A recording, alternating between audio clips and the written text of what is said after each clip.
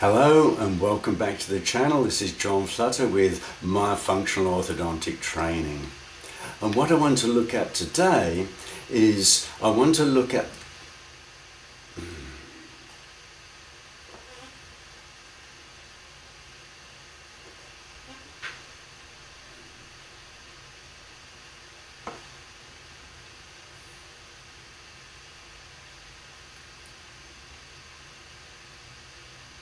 Hello and welcome back to the channel. John Flutter with Myofunctional Orthodontic Training. I want to talk today in this short video about a controversy that's running in orthodontics at the moment.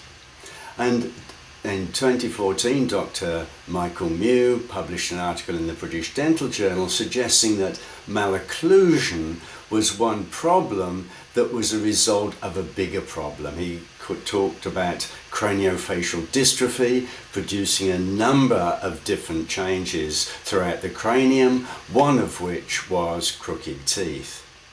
And he based that on the tropic premise, which was written by his father some 35 years ago, Dr Mew, and he describes it in his book, The Cause and Cure of Malocclusion.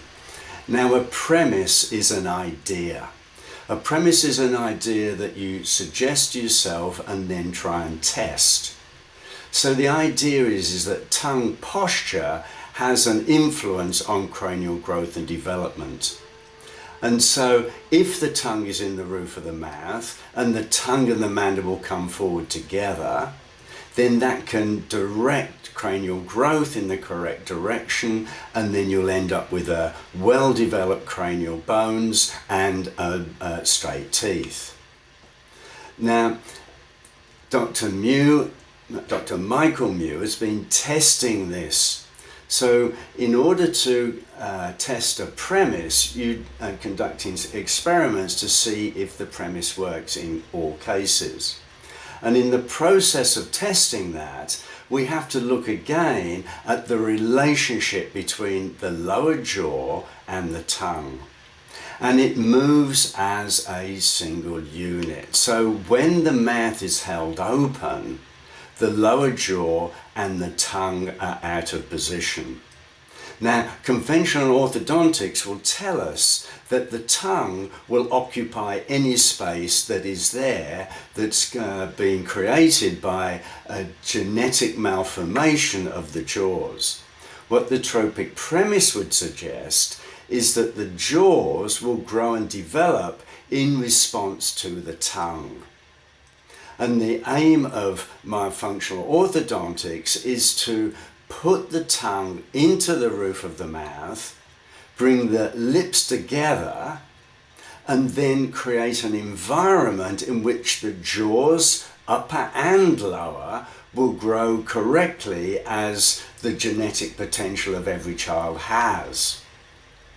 Now, the problem is we cannot measure tongue posture.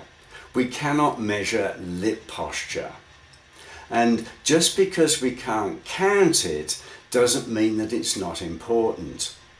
The things that we think are the most important are the things that are impossible to measure.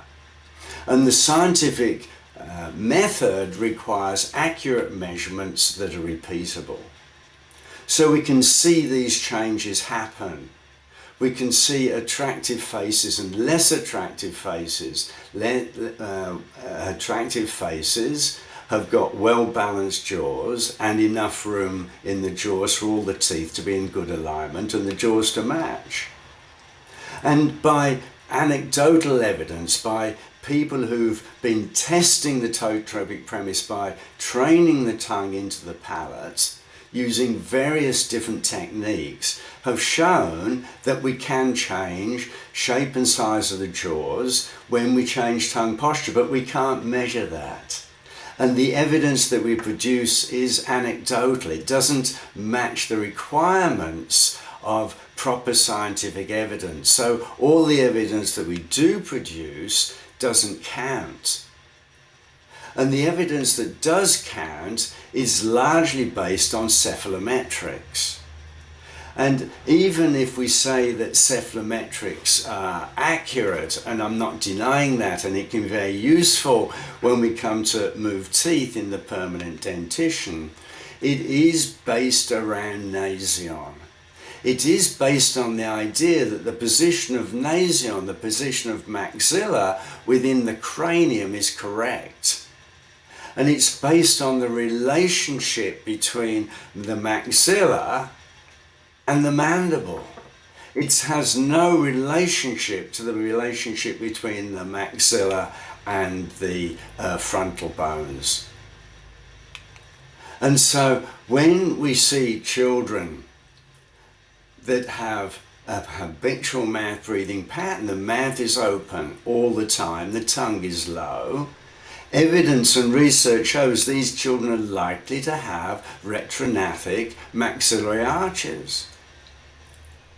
And if we can make the upper arch bigger, and we can train the tongue to support that, then that goes further to support the tropic premise. But we can't measure the tongue change, and the measurements that we have won't tell us whether the maxilla is moved within the cranium. According to standard cephalometrics, the maxilla may have increased in size, but is not moved within the cranium. We've not helped develop a forward growth of the cranium. And the development of the lower jaw, which has taken place, that is all part of natural growth and development. Whereas what the tropic premise would suggest is the growth in the lower jaw comes about as a change in the tongue and lip posture that changes the environment in which the jaws grow. So we want to create a good environment, lips together, tongue in the roof of the mouth, and breathing through the nose. And when that happens, can you develop a lower jaw?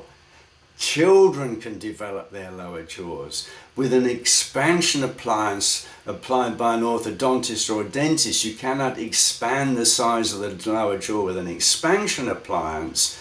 But if you create the right environment for the tongue and the mandible, then they can grow together.